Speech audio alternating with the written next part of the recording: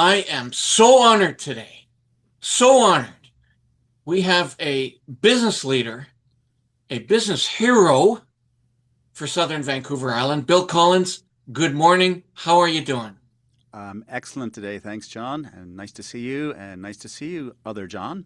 Yes, yes. Well, we're transmitting from the live, well, not so live, but the very kind of live Trade Diversification Communication Center of the Saanich Peninsula Chamber of Commerce.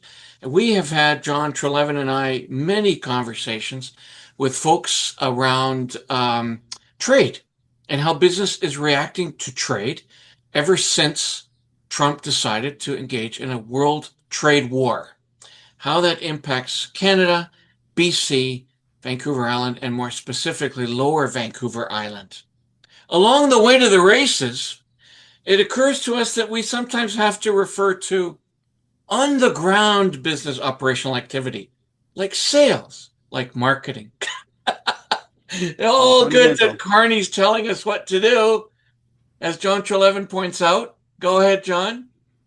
Well, what I really point out is that the debate on trade diversification, Bill, of which you and your partners are the living proof, They are. going from highly sophisticated control systems for rail cars and urban transportation vehicles to talking to us from Radio Sydney, the studio you created, to Cascadia Seaweed. I can't think of another business person I could meet in town here who's had such a tremendously varied career in creating wealth for communities and customers.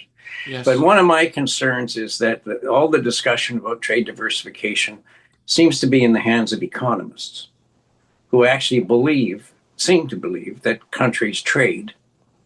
They don't. Businesses do business. And so the focus of part of our discussion here is to chat with business people who have had a stellar career in international trade and spend a little bit of time talking about a long distance sales process that creates wealth for employees, for shareholders, for customers across cultures and languages and whatnot. So well, you were born offshore in Newfoundland and speak the dialect very well and are full of stories. How did you manage the sales process in a global business? Yeah, frequent flyer is how I should describe it. I think when it comes down to trade writ large, and perhaps more specifically sales, which becomes fundamental to trade, it boils down to relationships. And that means you got to get on airplanes because we're on an island here. Thank God we're surrounded by water. But I think ultimately you have to get out into the world and meet people, talk to them, because a transaction involving a good or a service comes down to the relationship between individuals that will reach an agreement both on the terms and conditions and, of course, the price.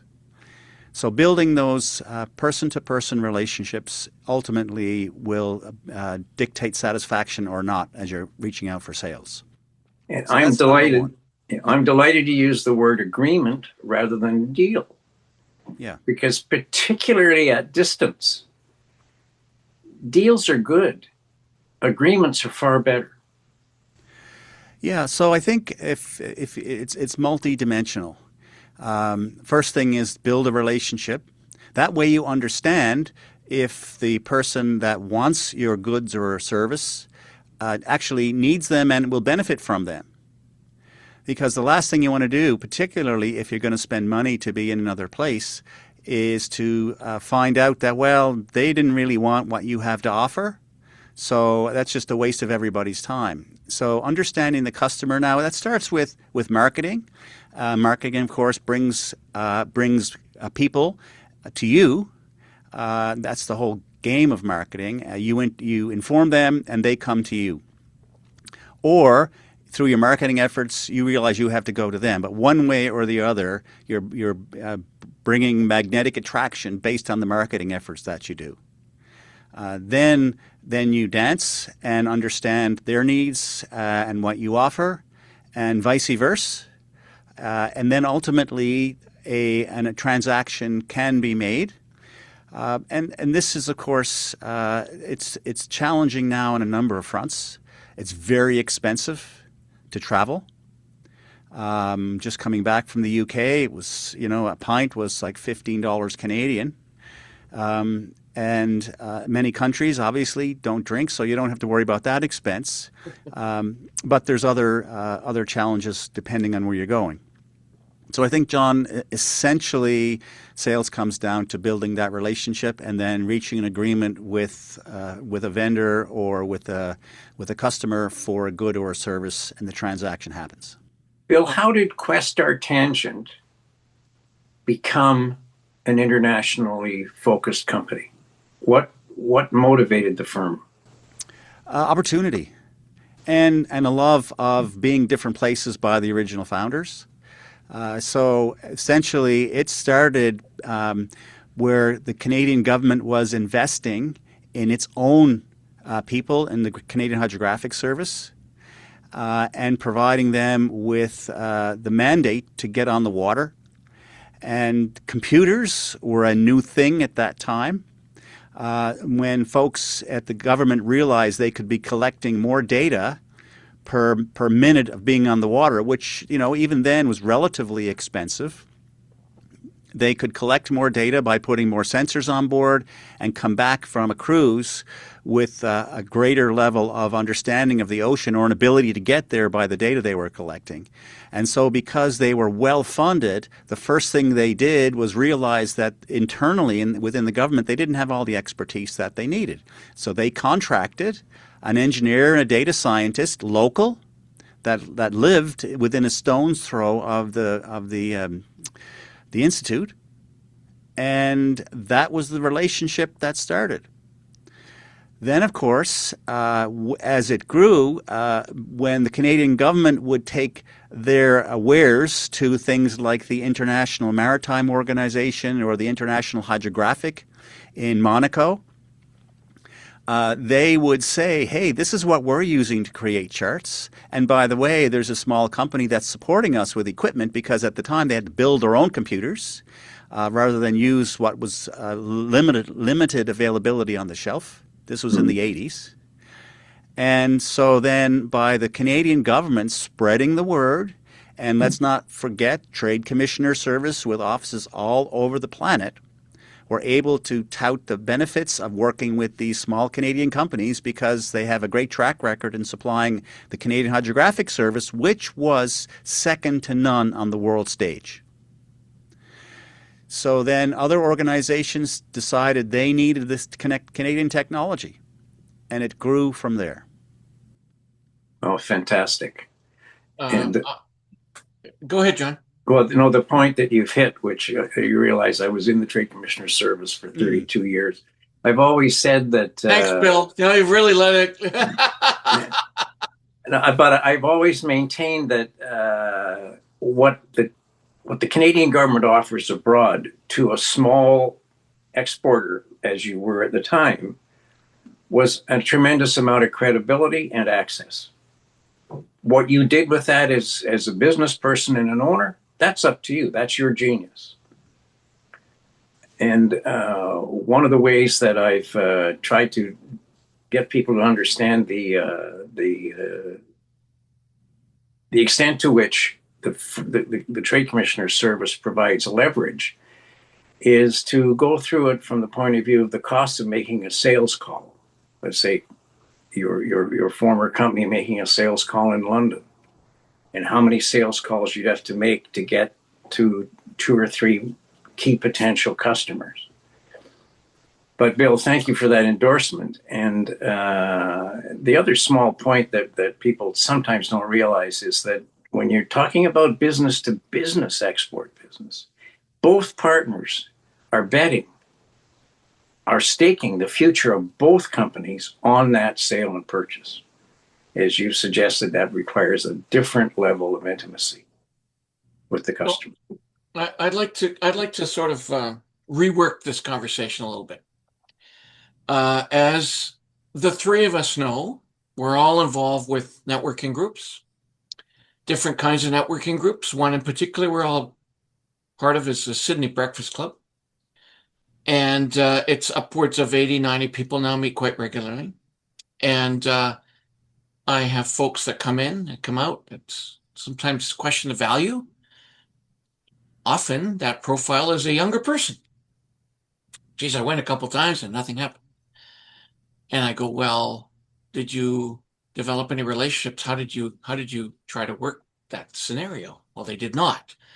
They presented themselves and sort of threw that brand out and back to their room or back to their classroom or back to their house or something like that.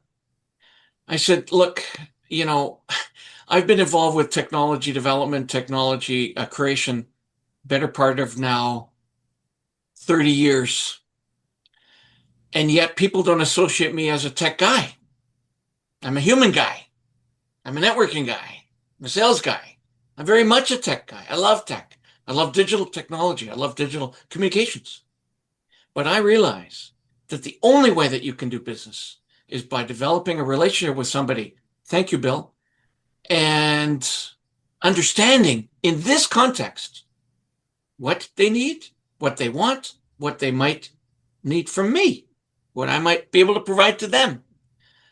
Fundamentally, none of that can happen digitally. You can create a cocoon, you can create all kinds of neat potential discussion papers, documents, but to actually do the sale, there's got to be human piece to it. That startles a younger generation who is now absorbing AI and thinking, whoa, I actually don't have to do anything. Yeah. Put some prompts in and boom, bada bang. Which identify supply and match it with demand, and the business takes care of itself. Okay, right. I'll give you an example, John. Yeah, thank you, Bill. This morning, about 45 minutes ago, I was on the horn to folks in the UK. $2 or $3 billion tech manufacturer who delivers their interest was in using their technologies to support their customers. Their customers look for security of subsea systems, including unexploded ordnance, which is still a major problem. If you're going to put a pipeline down anywhere in the English Channel, you better be wary that there's unexploded bombs there. Wow. So because 3 weeks ago, the Canadian government, through ABCMI here in BC and through Atlantic Canada's opportunity. Yeah, no, Agency. not ACOA. It was the Canadian Advanced Oceans out of Atlantic Canada put together the booth, the pavilion in Canadian Pavilion at Oceanology International at the Docklands in England, in London. So we were bringing good Canadian marine technology as part of that group. And Canada is always looked towards as tech leaders. So this group came along and said, "Oh, we are interested in what you have to say, and we're seeking technologies such as yours." This company, because it's been around forever, building, like I said, subsea systems and supporting customers who build subsea systems. They're just looking at how they can leverage the whole world of artificial intelligence, specifically machine learning, machine vision. Mm-hmm. So they saw us, and we talked for about 45 minutes at the stand. And within a day of returning home, I got an email saying, "We want to meet." Mm-hmm. So that meeting would not have taken place by them just Googling who might be doing AI. It took place because we got 45 minutes face-to-face. Exactly. That may or may not lead to something. And it was no small expense to spend a week in London discussing these kinds of things, but that's what you have to do. Yeah. And so if I might just then reinforce this by what I then indicate to generally a younger generation is that technology is tools. And these tools are changing literally every couple of hours now, and use them to develop your personal relationships. Don't use them instead of developing interpersonal relationships. And I think if we reinforce what the message we're hearing from today and from the other day, John, you and I interviewing another gentleman, was sales is all about people to people. Use all the tools you want. You can be as prepared as you frickin' want to be when you get in front of that person. But this will never go away. Ever. Yeah. Yeah, well, it's a bit like the advice we're getting around AI these days, which is enjoy and benefit from the leverage AI can provide. Absolutely. But AI cannot replace the human element. It cannot replace an expert who knows the whole field managing a process. And certainly technology can extend the reach of small business in Canada, of businesses that are interested in looking at new markets in terms of the time it takes to make an initial decision. But that's not a sale. Well, I think it does depend on what you're selling. If you're Yeah. selling a commodity Oh, yeah. that you can put up, that's a different strategy. But Yeah, if that's these true. are building long-term sales pipelines where there's significant margins involved and significant dollars, that's absolutely true. You have to be there. And it has to be worth it in order to, if you're going to try to sell 50 widgets versus 500,000 widgets, it's a different thing. Yeah. So recognize that there's a place for commodity purchasing, but there's also a very different strategy for how you sell into a commodity market. Oh, totally. So, Bill, as you're highly sensitive too, you run digital communication company, a radio station, etc. You're aware that the attention span of our audience is limited, and so as much as I'd like to keep talking to you for hours, if you were to give some now summary to new business people or companies that are saying, I really want to expand my business into a non-US marketplace. And aside from the obvious product emphasis and developing a good product, the priorities that we need to focus on to do that successfully. Yeah, so I would say, first of all, you have to have patience. Again, it's for a non-commodity sell, so don't expect that you're going to put something on the market and automatically you're going to make a sale. So that's the first thing. You have to have patience. Build your story, but you can also use a strategy which is around customer discovery, because folks who are in the business of purchasing the goods or services that you are providing, typically they have patience as well if they're government-based particularly or NGOs. So the strategy we've used is one of customer discovery. So rather than hit the customer on the head with, we want to sell you a good or a service, you say, listen, do you mind if we have a conversation? We're developing this product. We're developing its value proposition. We want to test our lines on you. And a lot of times, customers, sometimes they'll say, maybe not, I don't have the time, which is, fair enough. But many customers do say yes. So we embarked on customer discovery. We were able to talk with 6 or 8 potential clients in a very non-pushy mode. So patience, getting to know your product through customer discovery is a way to soft shoe into that. And then through conversations that build, and as the relationship builds, if they don't buy your equipment, then chances are they know somebody that might. And through that relationship, they'd be willing to introduce you, make the introductions necessary. So I think those are some tactics and you can use. And the other tactic is accelerators. They seem to be all the rage in the last 5 years. Be very careful about spending time on these accelerators. Yes, some of them are very limited participation. There's a competition to get in. But choose your accelerator wisely because ultimately they will make many demands from you, and you need to know that if it's priority downtown central for you and your business, then you got to do it anyway. You might as well be speaking to people about it who can provide some advice on how to do it. But many times accelerators are there just to promote the accelerator. And so that's not necessarily the best use of your time. So yes, explore them, but be very cautious about which ones you may or may not apply to and which ones you may not want to accept the invitation. So honored to be chatting with you. We've known each other for a while, and it's been really very informative.